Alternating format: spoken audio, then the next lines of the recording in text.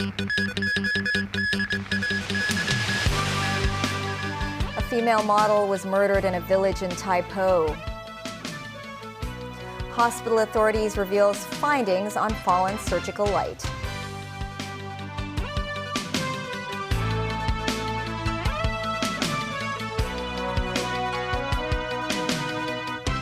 Hello and welcome to TVB News. A female model is suspected to have been murdered as police found a dismembered body of a recently missing woman in Tai Po. Sources say that the victim was model and media personality Abby Choi.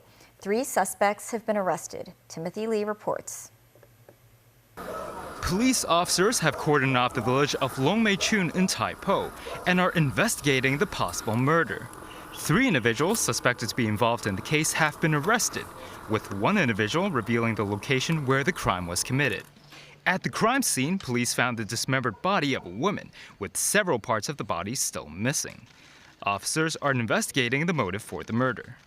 Sources say that the victim was well-known model Abby Choi, who was reported to be missing by the police on Tuesday. She was reportedly going to see her daughter before vanishing.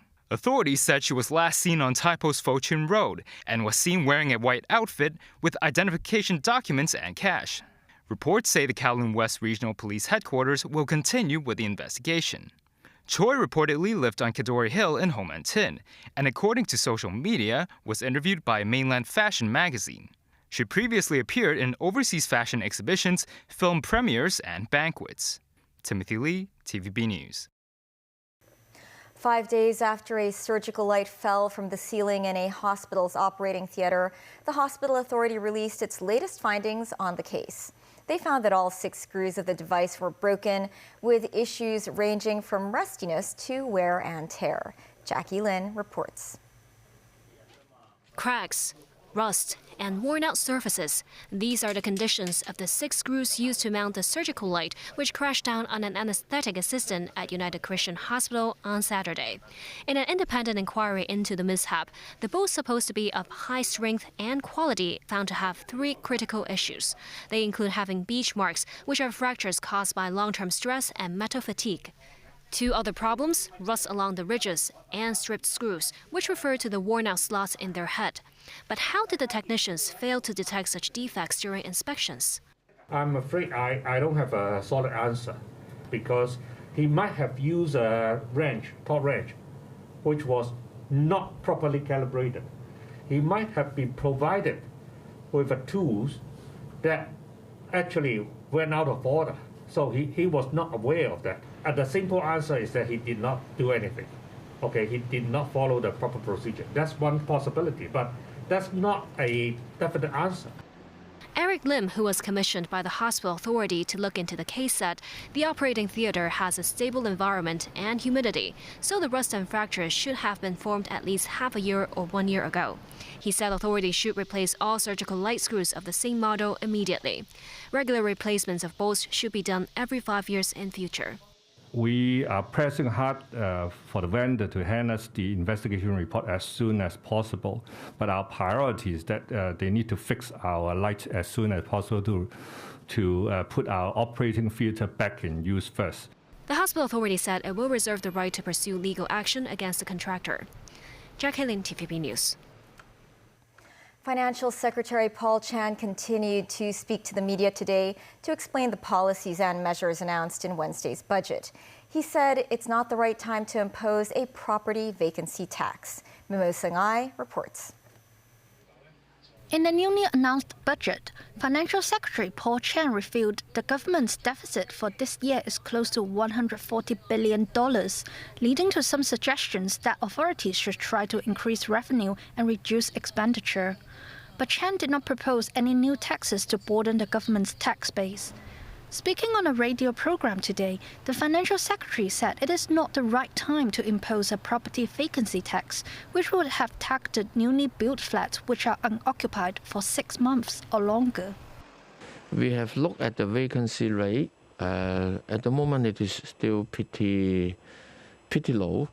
So for average citizen, I think levying a vacancy tax may not be very productive towards our policy objective, but creating nuisance to them. But Chen said he's looking to refine the rating system for properties. We are reviewing our rating system, and we are doing some internal infrastructure preparation.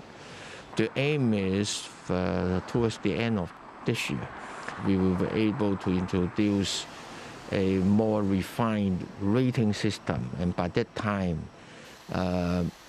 luxurious properties may be levied at a higher rate. That is levying rates on affordability basis. One of the few new revenue sources for the government is a $2.4 billion special football betting duty per year, which will come from the Hong Kong Jockey Club over the next 5 years. Chen insisted such a decision will not affect the finances of the club. Overall eventual financial result of the club, by looking at the past 5 years, would still be in a positive balance. And the club made a significant investment income the year before last because of good global situations, good investment environment. So they can afford it. On when the government will remove the mask-wearing mandate, Chen said it could be scrapped by the end of the current season, and the Health Bureau is actively dealing with the matter. Mingmusanai, TVB News. Customs have seized around 26.5 million illicit cigarettes with an estimated worth of $89 million. It's the first case involving smuggled cigarettes since the tobacco tax was raised this week. The seized items have a taxable value of $66 million. The authorities raided a tugboat with a barge that had 2 containers on it in the sea off Yau Ma Tei yesterday. During the search, officers realized something was suspicious when the cargo warehouse receipt was missing. After opening one of the containers, they found a large amount of unregistered cigarettes of various brands. The captain and 3 crew members have been arrested. After a 3-year hiatus, the biggest annual hiking and fundraising event in Hong Kong, the Oxfam Trail Walker, resumed today. A total of 1,600 people participated.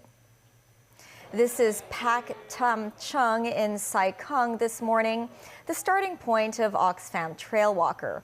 Many participants were delighted by the comeback of the event. Secretary for Security Chris Tang arrived at the scene to support the Discipline Services team. Trail walkers will walk the 100-kilometer Maclehose Trail in 48 hours, ending at Po Lung Kuk Jockey Club Tai Tong Holiday Camp in Yuen Long.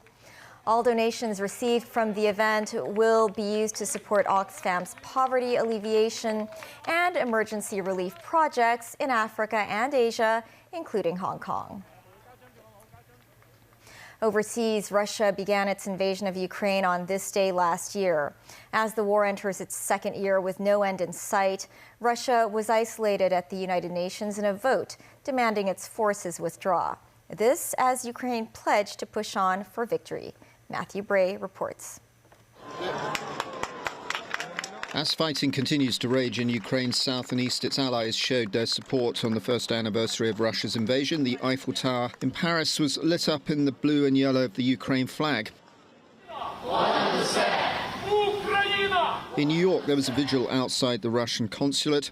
US President Joe Biden will meet virtually with G7 leaders and Ukrainian President Volodymyr Zelensky to mark the 1-year anniversary and announce new sanctions against those aiding Russia's war effort. Earlier at the United Nations, foreign ministers made an appeal for peace ahead of a vote by the General Assembly on a just and lasting peace. Today, each and every one of us here has to choose to stand isolated with the oppressor or to unite for peace, to stay silent or to protect our UN Charter.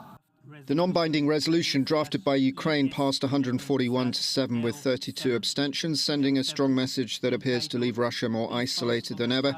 China abstained. On the ground, Russia's Wagner group of mercenaries said it has taken control of a village on the outskirts of Bakhmut, the frontline city that has seen intense fighting over recent weeks. but control of Bakhmut is far from decided. This mortar team leader in the Ukrainian army said the fighting is as close to 100 meters apart at times between the warring sides. Великі народи великої України. Zelensky's message was a somber one of defiance to his citizens, saying, "We will defeat everyone." He described 2022 as a year of resilience, courage, pain and unity. Ukraine forces prevented a quick Russian victory last year, but since then the conflict has become one of grinding warfare, with neither side gaining the upper hand. Matthew Bray, TVB News. The European Union's two biggest policy-making institutions have banned TikTok from staff phones for cybersecurity reasons. Owned by Chinese company ByteDance, TikTok is under scrutiny from governments due to concerns that China's government could use the app to harvest users' data. EU industry chief Thierry Breton announced the plan by the European Commission, but declined to say whether it had been subject to any incidents involving TikTok. TikTok said it was disappointed that the Commission had not reached out before instituting the ban. Coming up after the break, British minister offers creative solution to shortage of vegetables. Half-century anniversary of the Good Citizens Award.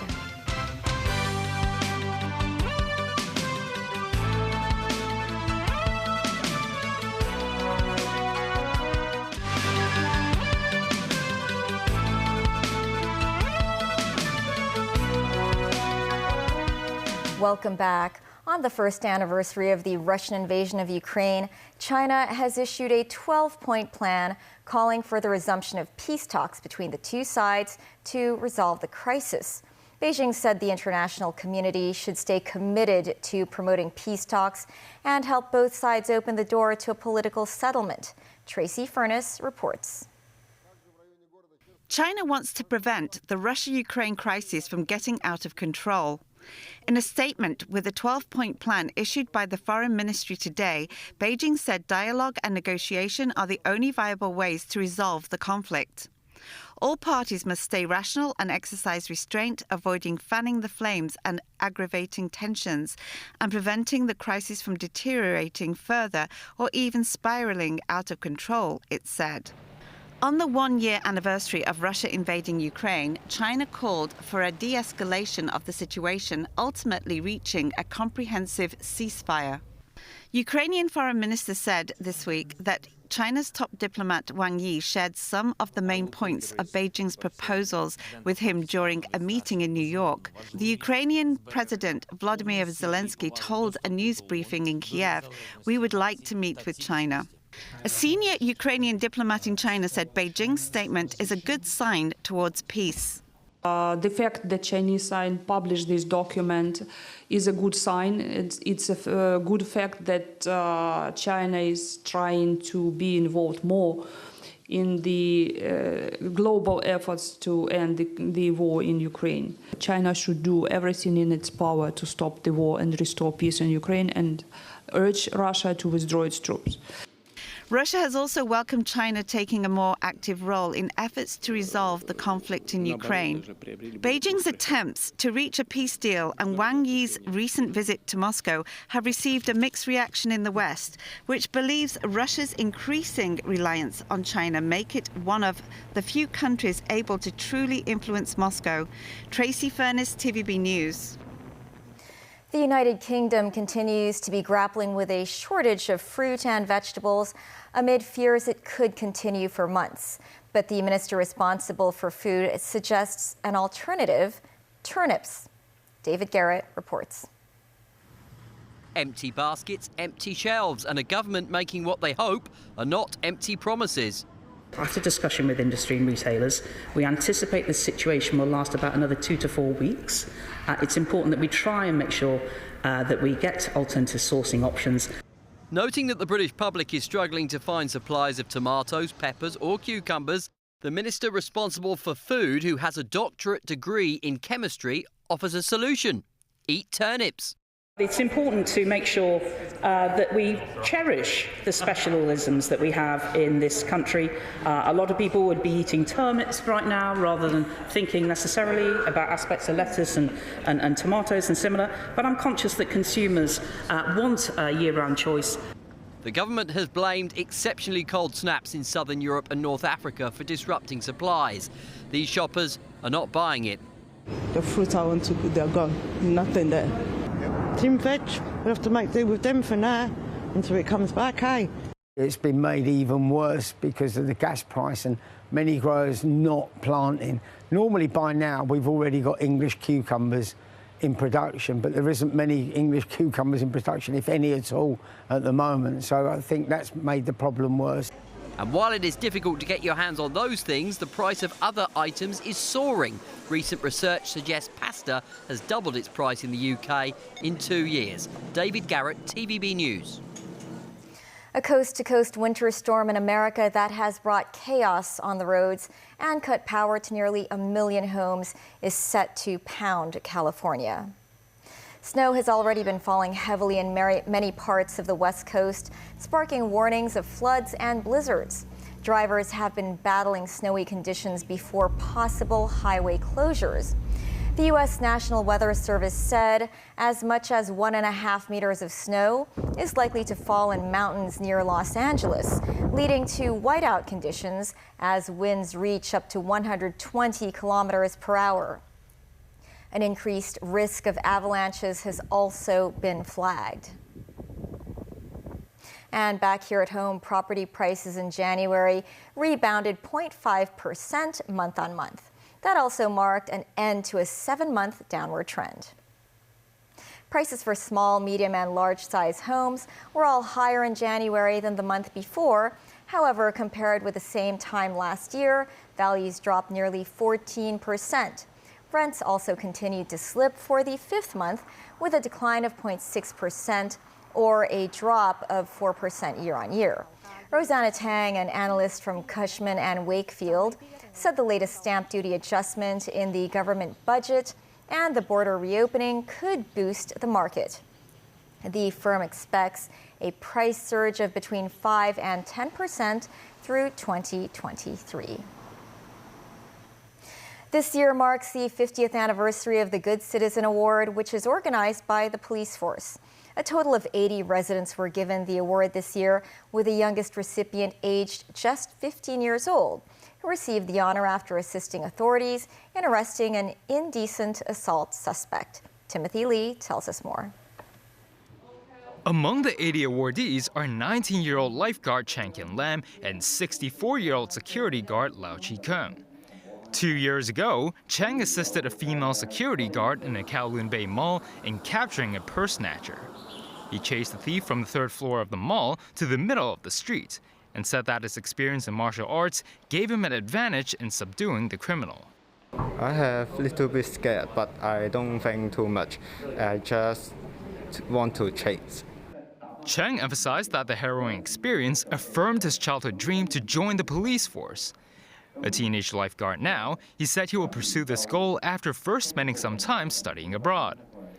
Meanwhile, security guard Lau Chi Kung witnessed a woman attempting to commit suicide by burning charcoal in her car. His quick response in containing the authorities saved the woman's life. A record-breaking 179 residents were nominated for the Good Citizen Award this year, while more than half of all awardees were below the age of 29. The youngest recipient, a 15-year-old female student, recorded the footage of an indecent assault in progress while on a minibus, before handing the evidence over to the police. For the overall crimes, we see that the deception cases and also the sexual offense, all those cases are very important, and the awardees are most of the awardees are involving of these kinds of cases. Between the 27th of this month to the 5th of March, the police will hold a Good Citizen Award exhibition at the Yuen Long Yoho Mall, where residents can learn about the history of previous recipients of the award. The Good Citizen Award was introduced in 1973 in order to recognize residents who went above and beyond to assist in the city's fight against crime. Timothy Lee, TVB News. Although the last day for users to register prepaid SIM cards was yesterday, the government said those who have missed the deadline can still reactivate their cards. The Communications Authority said about 12 million SIM cards had been registered, and any unregistered cards have been deactivated by the local telecommunications service providers. However, the government said users with deactivated cards can reactivate them by registering online or visiting service providers' outlets and 18 designated post offices. That's the news. Thanks for watching. Have a great weekend. Bye for now.